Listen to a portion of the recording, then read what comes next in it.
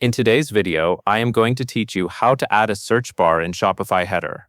To get started, you will first go to your Shopify admin. From there, head into the area where you manage your store's theme. In the left-hand navigation, open Online Store, then choose Themes. This is where Shopify shows you the theme that is currently live on your store, along with any other themes you may have saved. Next, find the theme you are using and click Customize.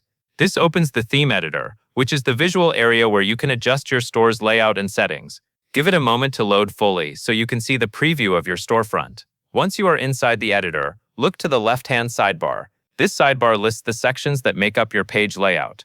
Click on the section labeled Header. This is important because the search bar setting is typically controlled directly inside the header options, since that is where customers expect to find it.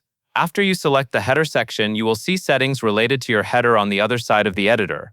Now scroll through those header settings carefully. Different themes use slightly different wording, but you are looking for a checkbox labeled Show Search or something very similar. If you see that option, make sure it is enabled. If your theme uses blocks inside the header, also check that a search block exists and is not hidden or disabled. In some themes, the search feature may appear as an icon instead of a full search field, but it is still controlled from the same header area.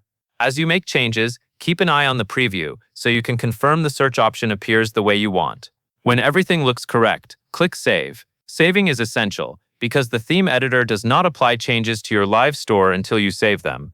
After saving, you can quickly confirm the result by checking the header in the preview. Your store now has a visible search option in the header for customers to use, and that is all there is to it.